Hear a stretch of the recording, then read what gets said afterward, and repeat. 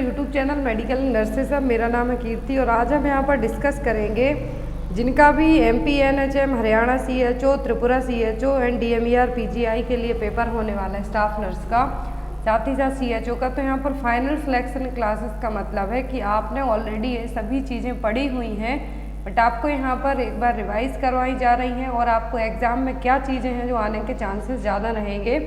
तो यहाँ पर टोटल 100 MCQs रहेंगे। मोस्टली क्वेश्चन 1 लाइनर क्वेश्चन है जो आपके एग्जाम में बिल्कुल रखे हुए मिलते हैं।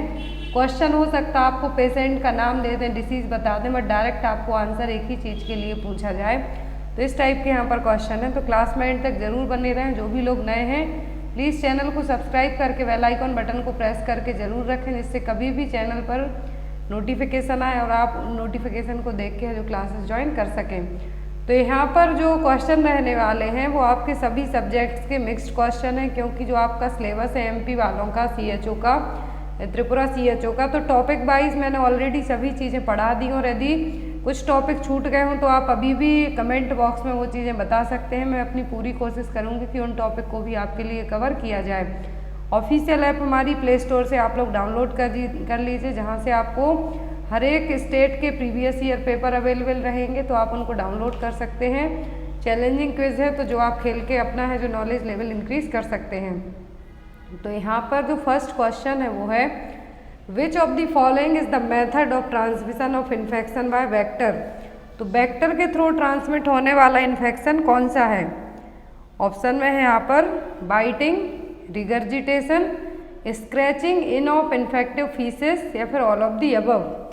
तो यहाँ पर जो ट्रांसमिशन वेक्टर के थ्रू ट्रांसमिट होने वाला इन्फेक्शन है वो कौन सा है? तो यहाँ पर ये सभी हो सकती हैं, बाइटिंग भी, रिगर्जिटेशन से भी।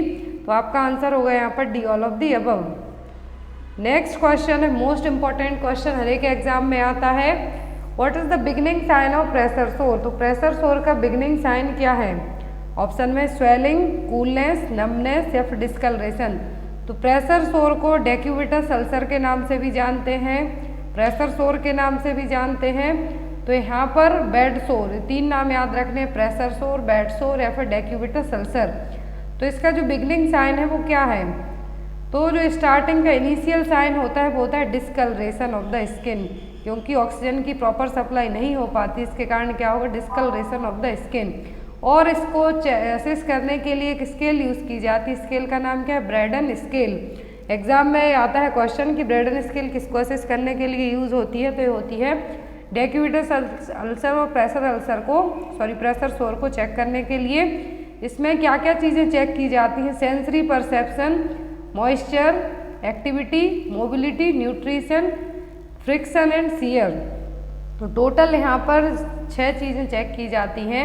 इनको है जो फिर यहाँ पर नंबरिंग दी जाती है, ब्रेडन रिस्क असेसमेंट स्किल जिसको हम कहते हैं। तो इसमें मिनिमम स्कोरिंग की बात करें तो 6 होती है और मैक्सिमम स्कोरिंग होती है।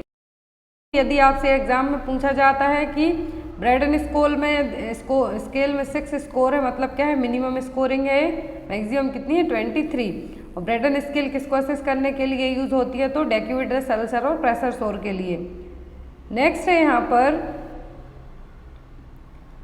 Mode of spread of whooping cough is.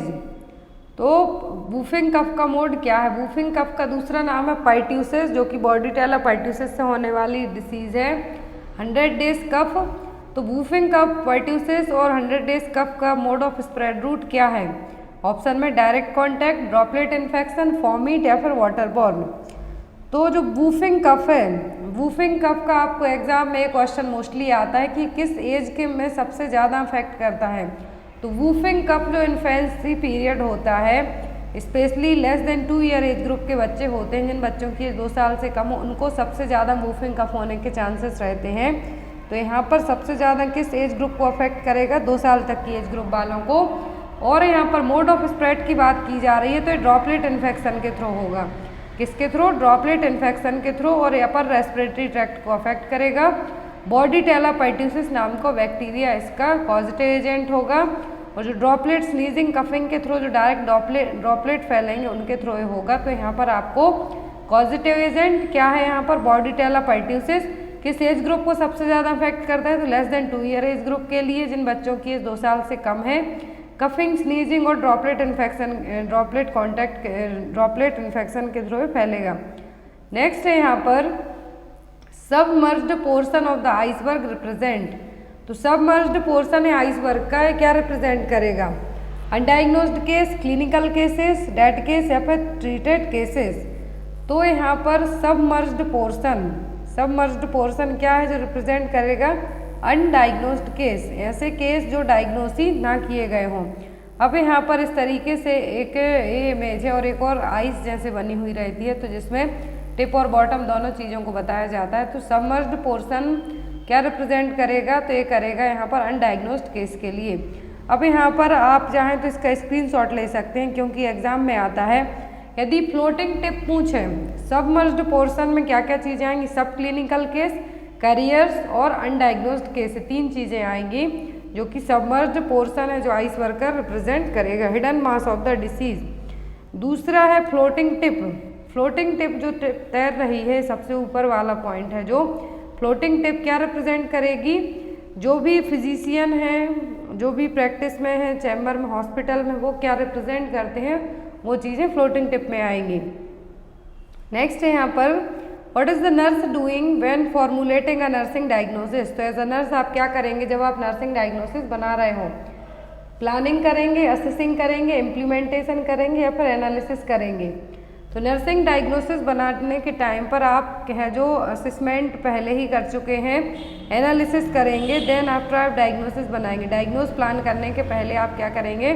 Analysis करेंगे, देन आफ्टर आप आगे की प्रोसेस करेंगे। तो यहाँ पर आपने प्लानिंग डायग्नोस किया, फिर आप प्लानिंग करेंगे, इम्प्लीमेंटेशन करेंगे, फिर इवालुएशन करेंगे। बट डायग्नोस बनाने के लिए आप क्या करेंगे? एनालिसिस करेंगे। Next is tetracycline used for prophylaxis of. तो टेट्रासाइक्लिन किसके लिए एज अ प्रोफाइलैक्सिस के तौर पर यूज़ की जाएगी? ऑप्शन में कोलेरा, मेनिंजाइटिस, लेप्टोस्पायरोसिस या फिर बॉर्डिटेला। तो जितनी भी यहाँ पर डिसीज़ दी हुई है, इनमें से एक ना एक क्वेश्चन एग्जाम में आपको आता है। टेट्रासाइक्लिन और डॉक्सीसाइक्लिन, क्या टेट्रासाइक्लिन और डॉक्सीसाइक्लिन किसके लिए ड्रग ऑफ चॉइस मानी जाती है? कोलेरा के लिए। ये प्रोफाइलैक्सिस और कीमो प्रोफाइलैक्सिस ट्रीटमेंट के तौर पर है जो कोलेरा में यूज़ की जाती हैं।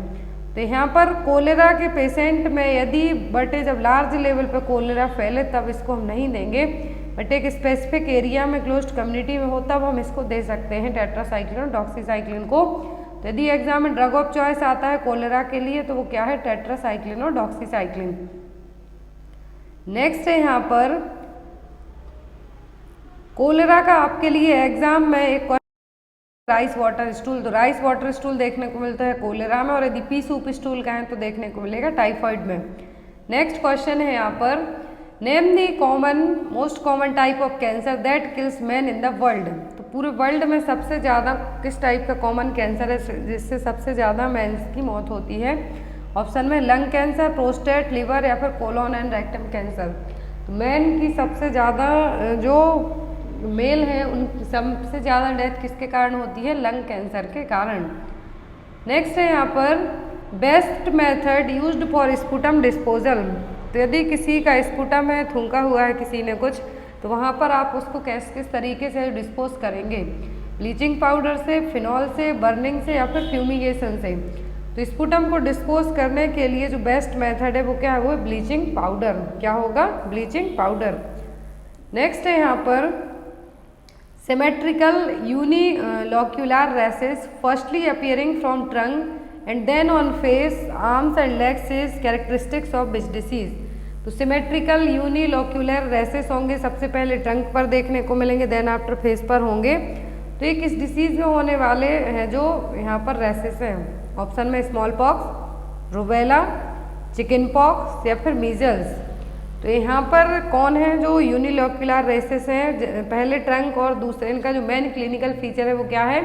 जो रेसेस हैं पहले ट्रंक पर होंगे, देन आफ्टर फेस है, आर्म्स एंड लेग्स पर। तो ये होते हैं चिकन पॉक्स के रेसेस। इस तरीके से पहले ट्रंक पर होंगे, ईची रहेंगे, फ्लूइड फिल्ड ब्लिस्टर्स भी रहेंगे, देन आफ्टर स्कैब है जो फॉर्मेशन इनका होगा। बट जो फर्स्टली चेस्ट पर देखने को मिलेंगे, ट्रंक पर, बैक में, आफ्टर दैट फेस, लेग्स, पूरी बॉडी को कवर करेंगे। तो यहाँ पर कौन से रेसेस हैं? चिकन पॉक्स के रेसेस।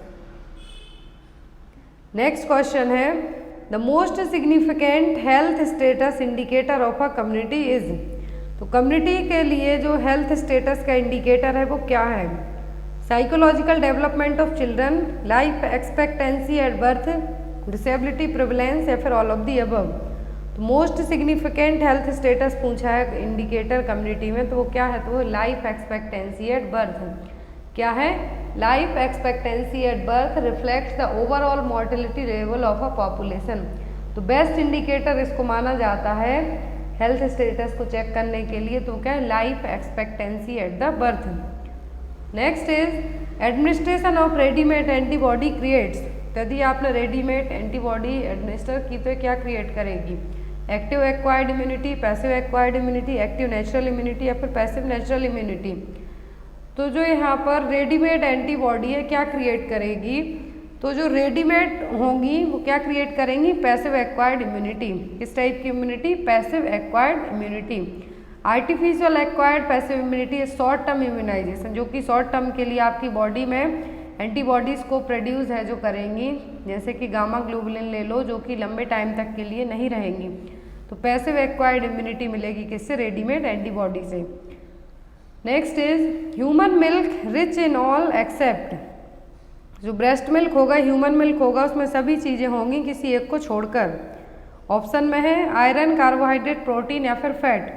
तो यहाँ पर जो ह्यूमन मिल्क होता है उसमें आयरन, विटामिन डी नहीं होता है, ना ही विटामिन सी होता है। एग्जाम में क्वेश्चन आता है आयरन की जगह विटामिन डी दे सकते हैं, विटामिन डी की जगह विटामिन सी भी दे सकते हैं। तो ह्यूमन मिल्क में फैट, कार्बोहाइड्रेट, प्रोटीन रहेंगे, विटामिन रहेंगे, बट है जो आयरन नहीं रहेगा, विटामिन डी नहीं होगा, एंड साथ ही साथ यहाँ पर विटामिन डी के अलावा है जो विटामिन सी भी नहीं होगा। Next is safe strategy is recommended for the control of trachoma.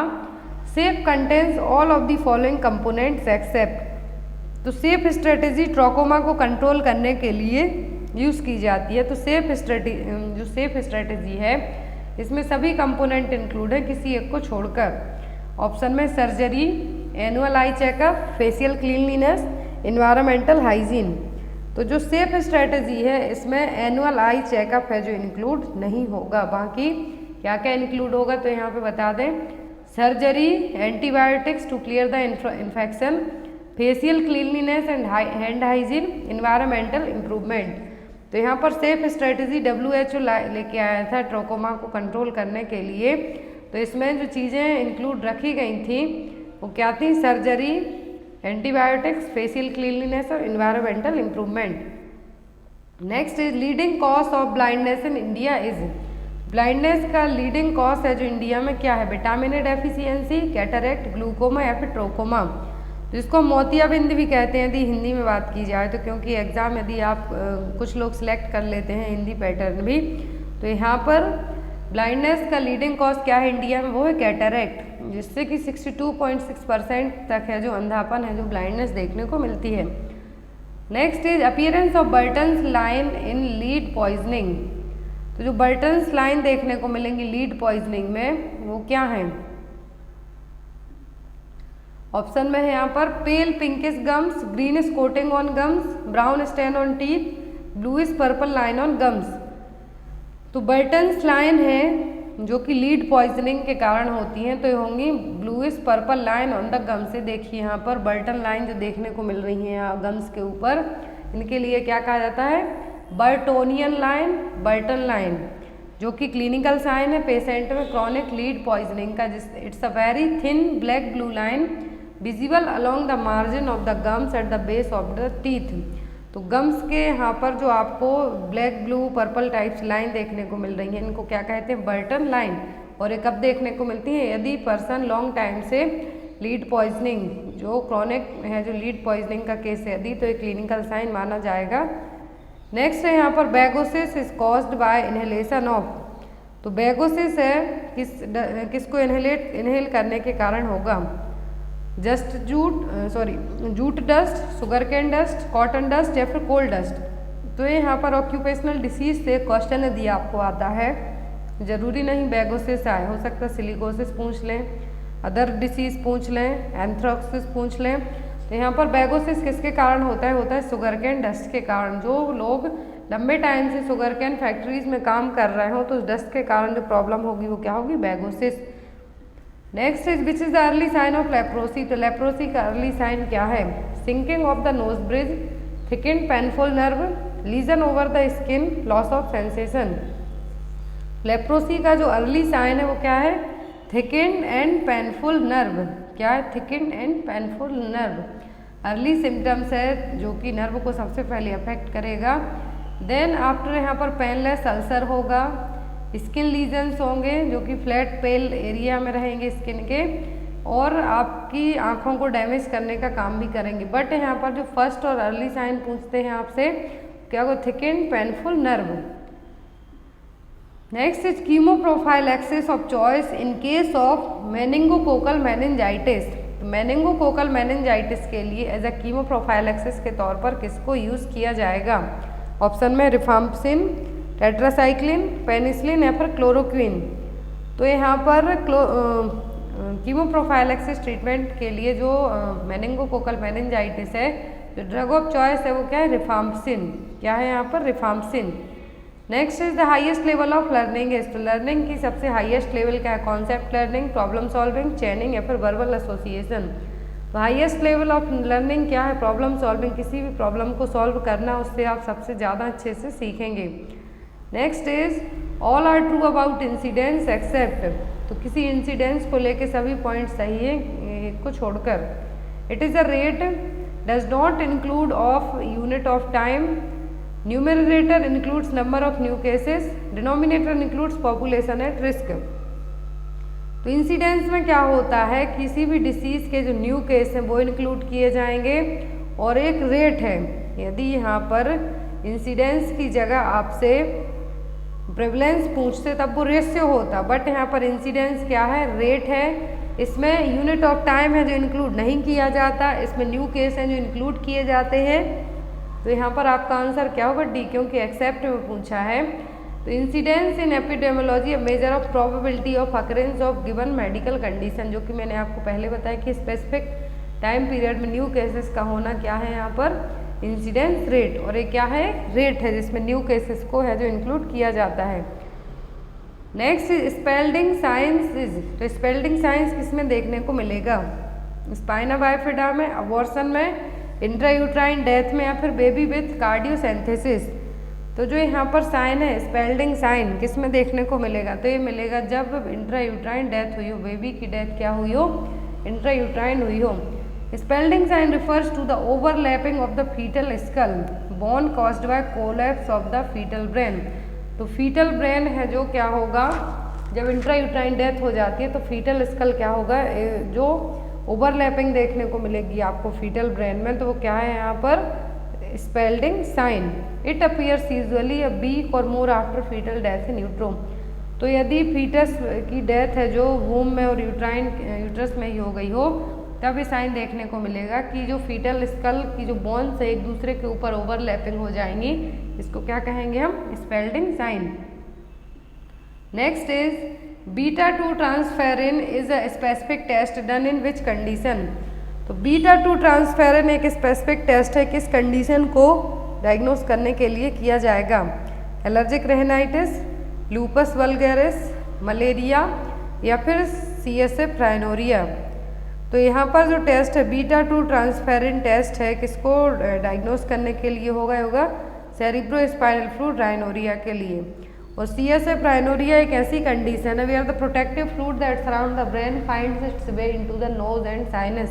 तो जनरली जो CSF कोरोइड प्लेक्सिस में बनेगा, जो वेंट्रिकल्स में फ्लो होगा, बट ये क्या होगा CSF प्राइनोरिया में जो सेरिब्रोस्पाइनल फ्लूइड है ये नोज और साइनस से क्या होगा, बाहर आएगा। तो इसको क्या कहा गया, CSF rhinorrhoea. Beta two transparent test के थ्रू इसको हम डायग्नोस कर सकते हैं। Next one is which of the following disease is known as the barometer of social welfare.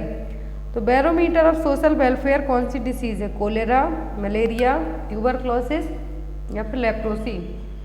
तो बैरोमीटर ऑफ सोशल स्टिग्मा कहते तब होती leprosy, barometer of social welfare कहा है तब यहाँ पर डिसीज है ट्यूबरक्लोसिस। क्या है यहाँ पर, ट्यूबरक्लोसिस। जिस ट्यूबरक्लोसिस को क्या कहा गया है, बैरोमीटर ऑफ सोशल वेलफेयर, जो कि जनरली हेल्थ एजुकेशन की कमी के कारण, माल न्यूट्रिशन के कारण, पॉपुलेशन एक्सप्लोजन के कारण, ओल्ड ट्रेडिशन के कारण है जो देखने को मिलेगी। तो इसीलिए इसको क्या कहा गया, बैरोमीटर ऑफ सोशल वेलफेयर।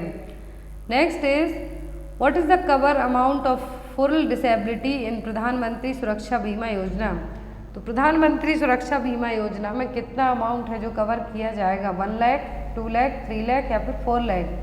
तो प्रधानमंत्री सुरक्षा बीमा योजना में जो कवर अप किया जाएगा वो होगा 2 लाख। और योजना लॉन्च कब हुई थी, 9 मई 2015 को गवर्नमेंट ऑफ इंडिया ने प्रधानमंत्री सुरक्षा बीमा योजना लॉन्च की थी 9 मई 2015 को।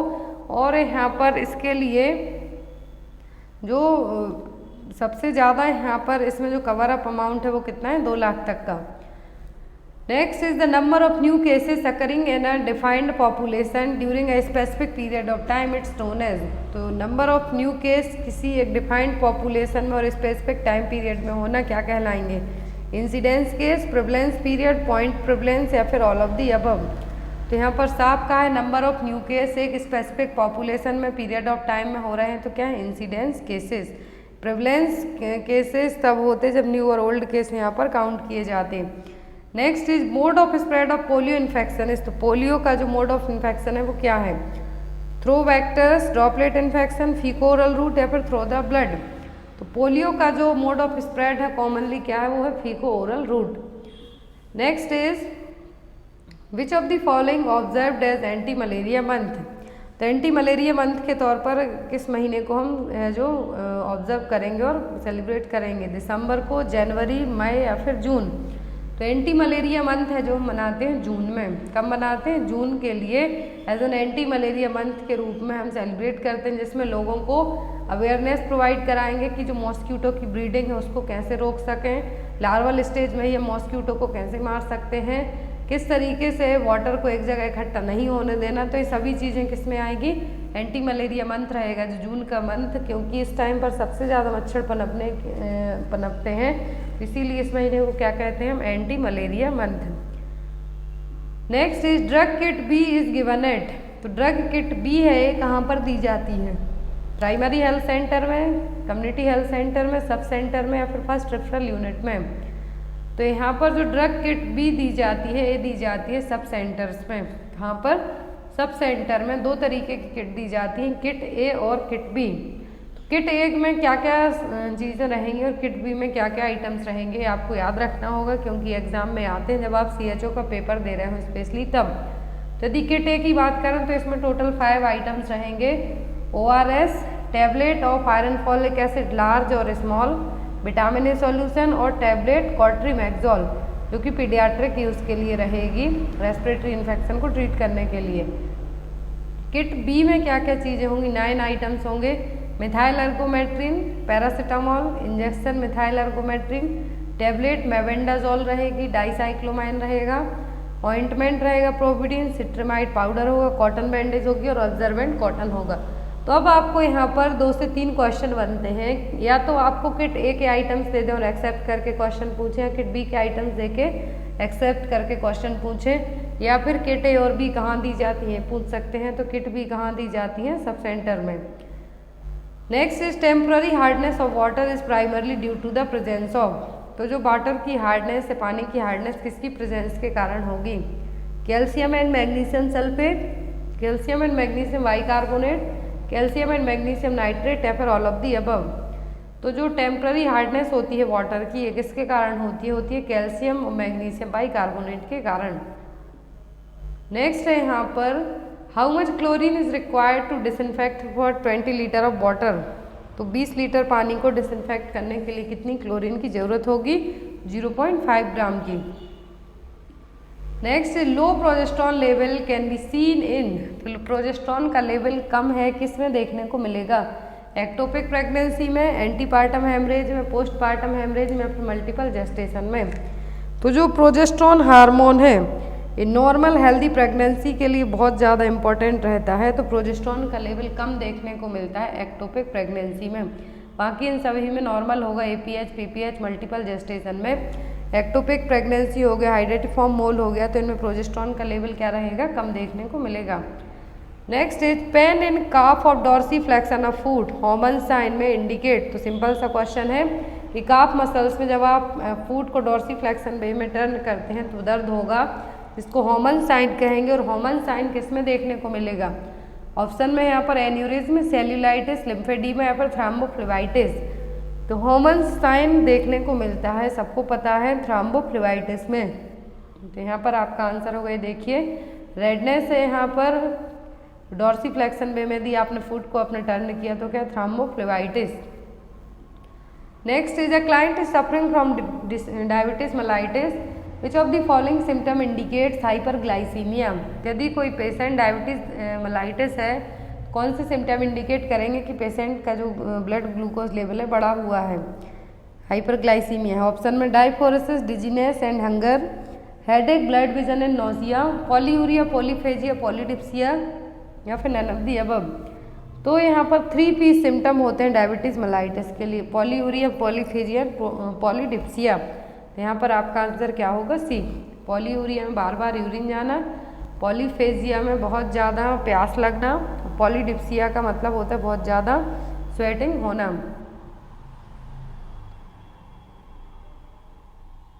तो यहाँ पर पॉली वर्ड याद रखना है, यूरिया, फेजिया और डिप्सिया। नेक्स्ट है यहाँ पर which of the following tube is used to manage upper GI haemorrhage due to oesophageal varices. तो कौन सी ट्यूब यूज़ की जाएगी यदि अपर जीआई ट्रैक्ट में ब्लीडिंग हो रही हो ईसोफेगल वेरिसेस के कारण? T tube, Penrose drain, ET tube, Sengstaken, Blakemore tube. तो ट्यूब यूज़ की जाएगी अपर जीआई ट्रैक्ट में यदि ब्लीडिंग हो रही है उसको मैनेज करने के लिए, तो कौन सी ट्यूब होगी? वो होगी सेंगस्टेन ब्लैकमोर ट्यूब। इस तरीके से रहेगी। एग्जाम में आपको क्वेश्चन आ सकता है कि जो सेंगस्टेन ब्लैकमोर ट्यूब किसके लिए यूज़ की जाती है, तो यदि अपर जीआई ब्लीडिंग हो रही है तो। Next is which of the following is the antidote for magnesium toxicity. तो मैग्नीशियम टॉक्सिसिटी को ट्रीट करने के लिए कौन सा एंटीडोट है जो यूज़ किया जाएगा? दैट मीन्स मैग्नीशियम यदि ओवरडोज हो जाता है तो कैसे आप उसको ट्रीट करेंगे? ऑप्शन में कैल्शियम ग्लूकोनेट, नैलोक्सोन, विटामिन के या फिर नन ऑफ द अबव। तो जो यहाँ पर यूज़ किया जाएगा वो क्या होगा? वो होगा calcium gluconate. Next is parrot like repetition of words spoken by another person is known as. तो तोते के जैसे कहते हैं कि तोते के जैसे पढ़ना। तो यदि आप किसी दूसरे के वर्ड को उसी वे में रिपीट करते हैं तो ये क्या कहलाएगा? नियोलॉगिज्म, डिस्कैलकुलिया, इकोपैरेक्सिया या फिर इकोलेलिया। तो ये इकोपैरेक्सिया का मतलब होगा आप उसकी पोजीशन को है जो रिपीट करते हैं। नियोलॉगिज्म का मतलब होगा कि आप कुछ न्यू वर्ड बनाते हैं। इकोलेलिया का मतलब होगा repetition of words. Next is which of the following mind is associated with practical reality. तो प्रैक्टिकल रियलिटी पर कौन सा माइंड रिलेट करेगा? Hyper ego, super ego, ID या फिर ईगो। तो प्रैक्टिकल रियलिटी पर जो चीज़ें डिपेंड करेंगी वो होगी ego. Next one is which of the following is used for passive immunization. तो पैसिव इम्यूनाइजेशन के लिए क्या यूज़ किया जाएगा? Killed vaccine, toxoid, live attenuated vaccine या फिर ह्यूमन एंड एंटीसेरा। क्वेश्चन मैंने स्टार्टिंग में ही पढ़ाया है कि जो मार्केट से एंटीबॉडी खरीद के आपको इंजेक्ट की जाती हैं तो कौन सी इम्यूनिटी देती है? वो देती है पैसिव एक्वायर्ड। अब यहाँ पर कहा है जो पैसिव इम्यूनाइजेशन है किसके थ्रू मिलेगा आपको? तो ये मिलेगा ह्यूमन एंड एनिमल सेरा के थ्रू। Next is vertigo is due to the problem of. तो वर्टिगो कहाँ की प्रॉब्लम है? मिडिल ईयर की, एक्सटर्नल ईयर की, टिम्पेनिक मेम्ब्रेन की या फिर इनर ईयर की। तो यहाँ पर जो वर्टिगो है ये किसकी प्रॉब्लम है? तो यहाँ पर वर्टिगो है ये है इनर ईयर की, इसमें मैनर्स डिसीज देखने को मिलेगी। इनर ईयर का डिसऑर्डर है, इसमें वर्टिगो, टिनिटस है जो सबसे ज़्यादा मेन सिम्टम माने जाते हैं इसके। तो ये किसका कौन सी डिसीज़ के साइन है? तो ये है मैनर्स डिसीज़ के वर्टिगो। और सबसे कॉमन कहाँ पर होगी? इनर ईयर में, क्योंकि इनर ईयर में ही मैनर्स डिसीज़ होगी। Next is surgical repair of hernia is. तो सर्जरी के थ्रू हर्निया को रिपेयर करना क्या कहलाएगा? लेप्रोस्कोपी, फिस्टुलेक्टोमी, हर्नियोक्टोमी या फिर हर्नियोरेफ्री। तो जहाँ पर भी वर्ड रेफ्री जुड़ जाता है दैट मीन्स कुछ रिपेयर किया जाना है। अधेसन वर्ड जुड़ता है दैट मीन्स कुछ जोड़ा जाना है। यहाँ पर सर्जिकल रिपेयर कहा है हर्निया के लिए, तो जो टर्म यूज होगा वो क्या होगा? Herniorrhaphy. Next one is the purpose of deep palpation is to assist. तो जो डीप पाल्पेशन हम करते हैं एब्डोमिनल असेसमेंट के लिए, तो यहाँ पर आपको एब्डोमिनल असेसमेंट का जो पूरा प्रोसेस है, जो स्टेप है वो पूछे जा सकते हैं। तो यहाँ पर पाल्पेशन यदि करेंगे तो क्या है जो मोटिव होगा पाल्पेट करने का, स्किन टेक्सचर चेक करना, टेम्परेचर चेक करना, हाइड्रेशन चेक करना या फिर ऑर्गन को चेक करना। तो डीप पाल्पेशन का जो पर्पस होगा वो होगा ऑर्गन को असिस करना। तो यहाँ पर आपका आंसर होगा organs. Next one is which of the following is the reason for intradermal injection to be used for testing the allergic reaction. तो एलर्जिक रिएक्शन के लिए चेक करने के लिए कभी भी आप IM या IV रूट से कोई भी मेडिसिन इंजेक्ट नहीं करेंगे, इंट्राडर्मली इंजेक्ट की जाती है। तो इंट्राडर्मली इंजेक्ट करने का मोस्ट कॉमन रीज़न क्या है? ऑप्शन में it is easy to administer, it diffuse rapidly, it diffuse slowly या फिर इट इज़ लेस पेनफुल। तो यहाँ पर एलर्जिक रिएक्शन जब हमें किसी भी पर्टिकुलर मेडिसिन की या आइटम्स की चेक करनी होती है तो इंट्राडर्मल इंजेक्शन हम लगाते हैं। तो क्या इसका जो एक्शन होगा क्या होगा, जो भी आइटम्स आपने इंजेक्ट किया है वो धीरे धीरे डिफ्यूज़ होगा, इसीलिए as compare to other way के। तो यहाँ पर आपका आंसर होगा it diffuse the slowly. Next is nurse should monitor intake and output during oxytocin administration because the drug. तो जब आप ऑक्सीटोसिन एडमिनिस्टर करेंगे तो एज अ नर्स आप किस चीज़ के लिए मॉनिटर करेंगे? Increase the thirst, induce the diuretic effects, cause the toxicity of kidney, cause the water retention. तो यदि आपने ऑक्सीटोसिन एडमिनिस्टर किया है तो ऑक्सीटोसिन एडमिनिस्टर करने के बाद आप चेक करेंगे क्यों, क्योंकि ड्रग क्या करती है, वाटर रिटेंशन का कारण है जो बन सकती है, इसीलिए। This is because it is structurally similar to anti diuretic hormone. क्यों ऑक्सीटोसिन है जो वाटर रिटेंशन का कारण क्यों बनेगी? क्योंकि एंटी डायरेटिक हार्मोन के कारण ही काम करेगी। जो ऑक्सीटोसिन और ADH हैं ये दोनों पोस्टीरियर पिट्यूटरी ग्लैंड से सीक्रेट होने वाले हार्मोन हैं। ADH काम करेगा वाटर को रेगुलेट करने में ब्लड में, बट यदि प्रोलॉन्ग इन्फ्यूजन रहेगा ऑक्सीटोसिन का तो वाटर रिटेंशन का कारण भी बनेगा। तो यहाँ पर आपका आंसर क्या होगा, cause the water intoxication. Next is sway back appearance is seen in child with. तो स्वे बैक अपीयरेंस बच्चों में किस टाइप के बच्चों में देखने को मिलेगा? काइफोसिस में, लॉर्डोसिस में, टेलीपेज में या फिर ऑल ऑफ दी अबव। तो स्वे बैक अपीयरेंस ये देखिए यहाँ पर स्वे बैक अपीयरेंस देखने को मिलेगा लंबर लॉर्डोसिस में। किसमें? लॉर्डोसिस में, जो कि बैकबोन स्पाइन की डिफॉर्मिटी है। इसमें क्या कहा जाता है, स्वे बैक अपीयरेंस। जो बैक कर्व है, लोअर बैक कर्व है, अंदर की तरफ हो जाएगी ए कंपेयर टू नॉर्मल के। तो इसके लिए क्या कहते हैं, sway back appearance. Next is which type of epithelium is efficient in generating new cells to replace dead cells damaged by mechanical friction. कौन से एपिथेलियल टिश्यूज में ये क्षमता होती है कि वो जो न्यू सेल्स के लिए जनरेट करें, जो डेड सेल्स हैं उनकी जगह रिप्लेसमेंट कर लें, जो कि मैकेनिकल डैमेज के कारण, मैकेनिकल फ्रिक्शन के कारण क्या हुए हैं, डैमेज हुए हैं। ऑप्शन में स्ट्रेटिफाइड एपिथेलियम, ट्रांजिशनल, कॉलुमनार या फिर स्क्वेमस। तो जो एपिथेलियम टिश्यू है जिनमें इतनी क्षमता होती है कि जो डेड सेल्स हैं वहाँ पर नए सेल्स जनरेट कर सकें, तो वो कौन से हैं, तो वो स्ट्रेटिफाइड एपिथेलियम। कौन से हैं यहाँ पर, stratified epithelium. Next is which inhibit glucagon secretion. तो ग्लूकागॉन जो हार्मोन है इसके सीक्रेशन को कौन इनहिबिट कर सकता है? अमीनो एसिड, एक्सोसाइड, सोमेटोस्टेटिन या फिर बीटा एगोनिस्ट। तो ग्लूकागॉन के सीक्रेशन को इनहिबिट करने का काम कर सकता है somatostatin hormone. Next is iron is absorbed almost entirely इन। तो आयरन सबसे ज़्यादा कहाँ पर एब्जॉर्ब होगा, इलियम में, ड्यूडेनम में, स्टमक में या फिर जेजुनम में। तो आयरन सबको पता है स्मॉल इंटेस्टाइन के डेड्यूनम पार्ट में सबसे, ड्यूडेनम पार्ट में सबसे ज़्यादा एब्जॉर्ब होता है। आपको ये क्वेश्चन सभी को पता है, एक बार रिवाइज करवाए जा रहे हैं कि आपके एग्जाम पर्पज से बहुत ज़्यादा हेल्पफुल हैं। Next is bite cells are seen in. Bite cells किस में देखने को मिलेंगी? ह्यूमन इम्यून हीमोलाइसिस में, G6PD डेफिशिएंसी में, मलेरिया में या फिर नन ऑफ द अबव। तो बाइट सेल्स देखने को मिलेंगी G6PD डेफिशिएंसी में, जिनके लिए जो ऑक्सीडेटिव हीमोलाइसिस के कारण बनने वाली सेल्स हैं, ग्लूकोज 6 फॉस्फेट डिहाइड्रोजनेज डेफिशिएंसी होगी जिनमें, उनमें बाइट सेल्स देखने को मिलेंगी। Next is which of the following method is adopted for opening the airway suspected spinal cord injury. तो यदि किसी को स्पाइनल कॉर्ड इंजरी होने के चांसेस हैं तो आप एयरवे को कैसे ओपन करेंगे? हेड टिल्ट मेथड, चिन लिफ्ट मेथड, जा थ्रस्ट मेथड या फिर हेमलिश मेथड। तो हेमलिश मेथड तो चोकिंग को ट्रीट करने के लिए यूज़ की जाती है। यहाँ पर जो मेथड यूज़ की जाएगी कि यदि स्पाइनल कॉर्ड इंजरी है तो क्या मेथड यूज़ करेंगे हम? Jaw thrust method.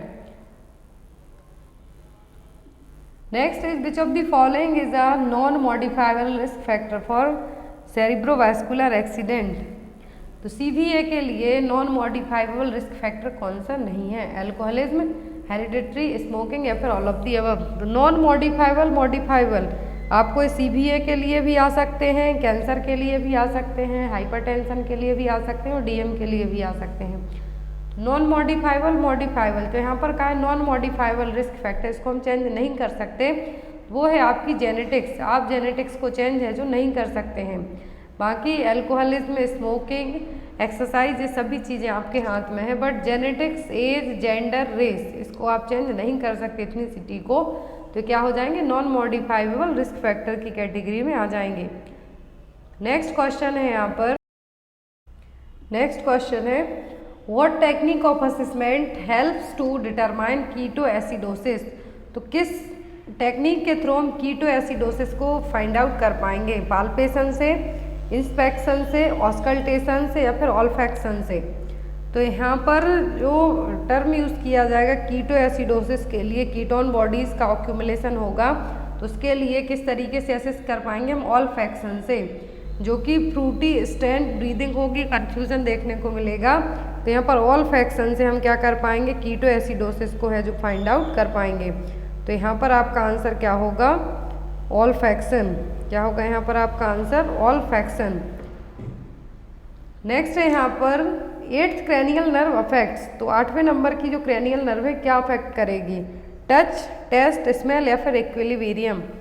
तो जो 8वें नंबर की क्रेनियल नर्व है कौन सी? पहले तो आपको ये पता होना चाहिए, तो वो वेस्टिबो कोक्लियर नर्व। वेस्टिबो कोक्लियर नर्व का जो कोक्लियर और वेस्टिबुलर पार्ट है क्या करते हैं? हियरिंग और बॉडी बैलेंस के लिए हेल्प करते हैं।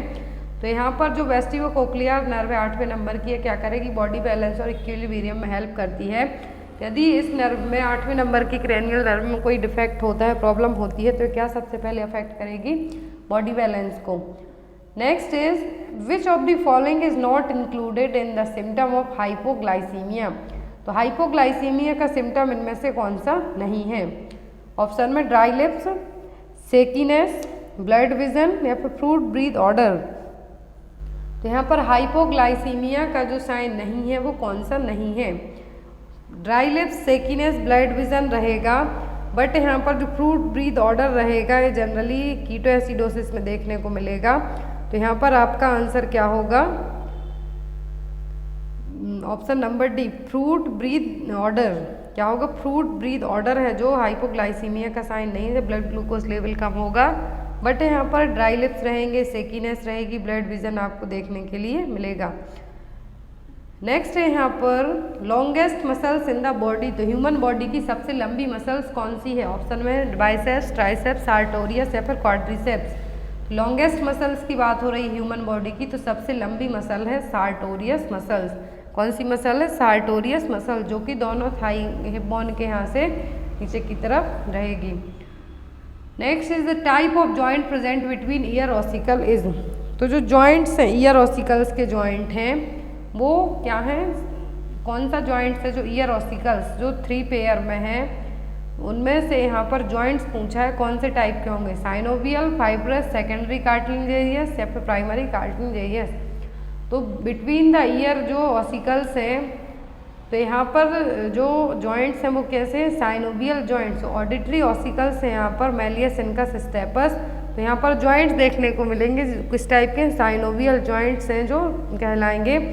Year auditory ossicles, ear ossicles के लिए ईयर बोन के नाम से भी जाना जाता है। यहाँ पर जो 3 बोन्स हैं, ऑसिकल्स हैं, दोनों कान में, यदि टोटल पूछें तो 6 और पेयर में पूछें तो 3। तो यहाँ पर मैलियस इनकस, जो मैलियस है किस शेप में? हैमर शेप में, इनकस एनवल शेप में और स्टेपस है स्ट्रिप शेप में। Next is the blind spot of eye is known as. तो आंखों का ब्लाइंड स्पॉट किसको कहा जाता है? कॉन्स, रॉड्स, ऑप्टिक डिस्क या फिर प्यूपिल। तो ब्लाइंड स्पॉट ऑफ आई किसको कहा जाता है? ऑप्टिक डिस्क को। Next is the process of taking food into the digestive system is, तो जो प्रोसेस है फूड को डाइजेस्टिव सिस्टम में ले जाने की क्या कहलाती है? एलिमिनेशन, प्रोपल्सन, डाइजेशन या फिर इंजेशन। तो प्रोसेस है taking of food into the digestive system में कहलाती है प्रोसेस पूरी ingestion. Next one is Allen test is used for, तो एलन टेस्ट का यूज किसको डिटेक्ट करने के लिए किया जाएगा? Median nerve compression, ulnar nerve function, integrity of palmar arch या फिर none of the above. Allen test exam में आपको आता है, तो एलन टेस्ट किया जाएगा इंटीग्रिटी ऑफ पाल्मर आर्च के लिए। Allen test must be used to find out if the blood flow to your hand is normal, आपके हाथ में ब्लड की सप्लाई प्रॉपर हो रही है या नहीं, अल्लन आर्टरी के थ्रू कोई थ्रोम्बोसिस या फिर कुछ प्रॉब्लम तो नहीं है, तो उसको चेक करने के लिए क्या किया जाता है? Allen test.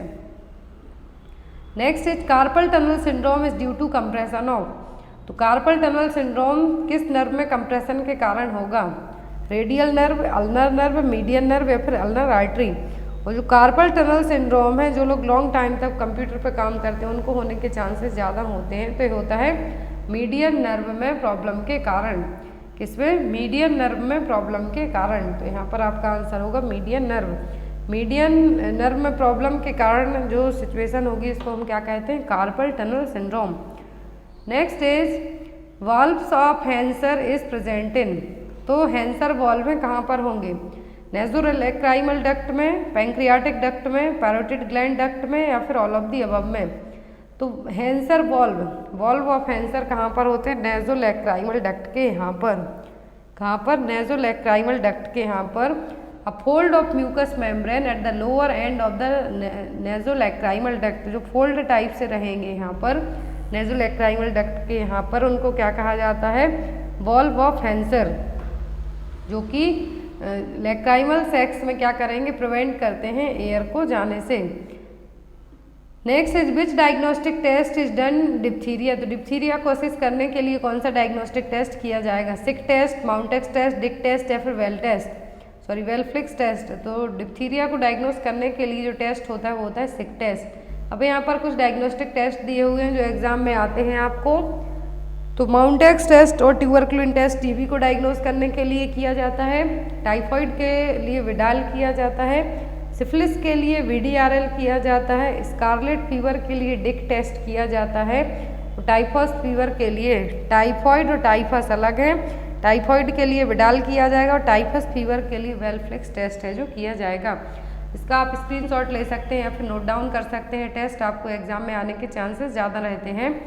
नेक्स्ट है यहाँ पर usual dose of purified protein derivative in Mantoux test is, तो यूजुअली पीपीडी का कितना डोज है जो इंट्राडर्मल रूट के थ्रू इंजेक्ट किया जाता है माउंटेक्स टेस्ट और ट्यूबरकुलिन टेस्ट में?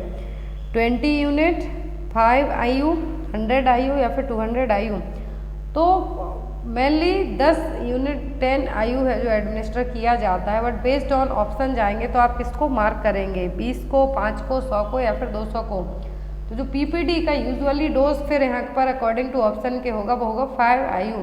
यदि ऑप्शन में 10 होता तो आप उसको भी मार्क कर सकते थे। नेक्स्ट इज विच, और यहाँ पर जो पीपीडी इंजेक्ट किया है माउंटेक्स टेस्ट में, तो इसकी रीडिंग आपको एग्जाम में आती है कि पीपीडी इंजेक्ट करने के बाद हमें कितने टाइम तक वेट करना है, तो 48 to 72 आवर तक। Next is which of the following is a long term effect of medical complication of alcoholism, तो यदि जो लोग लॉन्ग टर्म से लंबे टाइम से क्या पी रहे हो, शराब पी रहे हो, कौन सी मेडिकल कॉम्प्लिकेशन होने के चांसेस होंगे? पेरोनिया, डिप्रेशन, डेलीरियम ट्रिमर्स या फिर कोर्साकॉफ साइकोसिस। तो यहाँ पर क्या होने के चांसेस हैं? 2 ज़्यादा होंगे।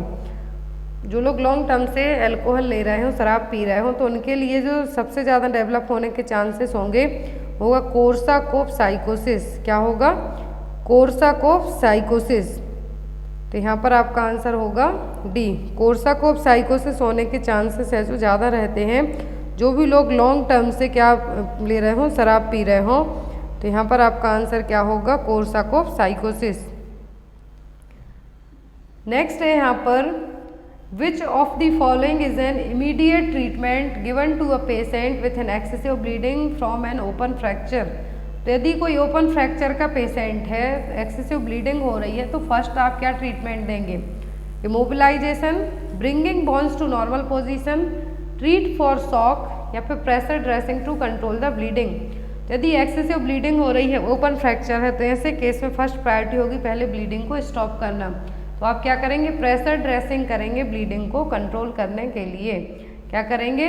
और यदि यहाँ पर क्लोज्ड फ्रैक्चर आता, स्किन ओपन नहीं होती, ब्लीडिंग नहीं होती, तब प्रायोरिटी होती है आपकी इमोबिलाइजेशन करना। बट यहाँ पर ओपन फ्रैक्चर है, एक्सेसिव ब्लीडिंग हो रही है, तो आपकी फर्स्ट प्रायोरिटी होगी कि प्रेशर ड्रेसिंग करके ब्लीडिंग को कंट्रोल करना। पर which of the following is the most appropriate route of administration for insulin? तो इंसुलिन को किस रूट से इंजेक्ट किया जाता है? ऑप्शन में है यहाँ पर IV, SC, IM या फिर ID। तो यहाँ पर इंसुलिन को किस रूट से है जो एडमिनिस्टर किया जाता है? तो इंसुलिन है जो एडमिनिस्टर किया जाता है जनरली सबक्यूटेनियस रूट से। कहाँ पर? सबक्यूटेनियस रूट में है जो इसको इंजेक्ट किया जाता है। एग्जाम में आपको रूट की जगह डिस्टेंस पूछ सकते हैं कि कितना डिस्टेंस होना चाहिए दो इंसुलिन के डोज में, कहाँ पर इसको देंगे, तो सबक्यूटेनियस रूट यूज़ किया जाएगा। सेकेंड थिंग, लॉन्ग एक्टिंग और शॉर्ट एक्टिंग इंसुलिन भी एग्जाम में आते हैं, तो आप उनको एक बार रीड आउट कर लेना, आपके एग्जाम पर्पज से बहुत ही ज़्यादा इंपॉर्टेंट है। तो यहाँ पर यदि इंसुलिन का रूट पूछा है तो क्या होगा? Subcutaneous. Next one is no not me, reaction of the patient is seen in which stage of death? तो डेथ की किस स्टेज में पेशेंट को कहेगा कि मैं ही क्यों? तो ये क्या है? एंगर है, बार्गेनिंग है, डिनाइल है, फिर एक्सेप्टेंस है। तो हमने जो स्टेज पढ़ी है, पूरी ग्रीफ की स्टेज पढ़ी है, तो यहाँ पर वही है कि यदि पेशेंट डिनाई कर रहा है, वो कह रहा है कि मैं ही क्यों इस चीज़ के लिए, आफ्टर दैट वो एक्सेप्ट भी करता है, तो ये क्या है? तो ये है यहाँ पर डिनाइल स्टेज। जो यहाँ पर कुबलर रॉस की जो हमने ग्रीफ की स्टेज पढ़ी है, डाइंग स्टेज पढ़ी है, स्टेज फर्स्ट होती है डिनाइल स्टेज, जिसमें पेशेंट कहेगा नॉट फॉर मी और एक कॉमन रिस्पॉन्स है। दूसरे में उसको गुस्सा आएगी, एंगर रहेगा, व्हाई मी। थर्ड आती है बार्गेनिंग, फोर्थ आती है डिप्रेशन और लास्ट आती है acceptance. At the end of वो उस चीज़ को एक्सेप्ट कर लेगा। तो कुबलर रॉस की यदि 5 स्टेज का सिक्वेंस पूछते हैं तो first denial, second anger, third bargaining, fourth depression और last is acceptance. Next is who is the father of microbiology? तो माइक्रोबायोलॉजी के फादर कौन है? Louis Pasteur, Antonie van Leeuwenhoek. Father of modern microbiology कौन है? एंटोनी वन ल्यूवेनहॉक है। But father of microbiology है तो कौन है? Louis pasture. नेक्स्ट है यहाँ पर a nurse is caring for a patient who has had hip replacement, which of the following finding are of paramount importance? यदि किसी की हिप रिप्लेसमेंट सर्जरी हुई है तो हिप रिप्लेसमेंट में आप जो सबसे पहली फाइंड आउट है वो क्या देखेंगे कि पेशेंट को तुरंत केयर की ज़रूरत पड़ सकती है? ऑप्शन में फर्स्ट ऑप्शन है complain of pain following the physical therapy. Second है complain of pain during the repositioning. Third है टेम्परेचर 101.8 डिग्री फ़ारेनहीट। फोर्थ है scant bloody discharge on the surgical dressing. तो यदि हिप रिप्लेसमेंट सर्जरी हुई हो या फिर कोई भी सर्जरी हुई हो तो बॉडी का टेम्परेचर यदि 101.8 डिग्री फ़ारेनहीट है, दैट मीन्स पेशेंट को इन्फेक्शन डेवलप हो गया है और ये आपकी ऐसे केस में फर्स्ट प्रायोरिटी रहेगी। तो यहाँ पर आपका आंसर क्या होगा? C. Next is transportation of triglycerides from liver to adipose tissue is the function of which of the following lipoprotein? Lipoprotein हमने कल ही पढ़े थे, LDL, VLDL और HDL। तो यहाँ पर कौन सा ट्राइग्लिसराइड्स है जो लिवर से एडिपोज टिश्यूज तक क्या करेगा? ट्रांसपोर्ट करेगा। कौन सा लिपोप्रोटीन है जो कि ट्राइग्लिसराइड्स को लिवर से एडिपोज टिश्यू में लेके जाएगा? LDL intermediate density lipoprotein, VLDL very low density lipoprotein या फिर HDL। तो यहाँ पर जो लिवर से एडिपोज टिश्यू में ट्राइग्लिसराइड्स लेके जा रहा है, ट्रांसपोर्ट कर रहा है, तो क्या हुआ? VLDL। Next is the production of the first heart sound is because of which of the following? तो जो फर्स्ट हार्ट साउंड होता है वो किसके कारण होगा? Closure of atrial musculature, closure of atrioventricular valve, closure of semilunar valve या फिर D all of the above. तो यहाँ पर फर्स्ट हार्ट साउंड होता है लब डब। जो हार्ट साउंड हमने पढ़े लब डब, लब साउंड है फर्स्ट हार्ट साउंड, किसके कारण होता है? एट्रियोवेंट्रिकुलर वॉल्व के क्लोज होने के कारण। इसके कारण एट्रियोवेंट्रिकुलर वॉल्व के क्लोज होने के कारण। नेक्स्ट है यहाँ पर the most common preventable complication of abdominal surgery. तो एब्डोमिनल सर्जरी में मोस्ट कॉमन कॉम्प्लिकेशन क्या होगा? Thrombophlebitis, fluid and electrolyte imbalance, urinary retention या फिर एटलेक्टेसिस। तो मोस्ट कॉमन है और प्रिवेंटेबल कॉम्प्लिकेशन है जो कि एब्डोमिनल सर्जरी में होगा एटलेक्टेसिस। क्या होगा? एटलेक्टेसिस, जिसमें लंग कोलैप्स होने के चांसेस ज़्यादा होंगे, या तो पार्शियल हो सकते हैं फिर कंप्लीट हो सकते हैं। तो मोस्ट कॉमन जनरली सर्जरीज में देखने को मिलता है जब भी कोई सर्जरी की जाती है तब। Next is which of the following is the normal respiratory rate of a healthy newborn. तो हेल्दी न्यूबॉर्न की रेस्पिरेटरी रेट कितनी होगी? 16 पर मिनट, 20 पर मिनट, 35 या फिर 22 पर मिनट। तो नॉर्मल न्यूबॉर्न, हेल्दी न्यूबॉर्न की जो रेस्पिरेटरी रेट होगी वो होगी 35 पर मिनट। कितनी होगी? 35 पर मिनट।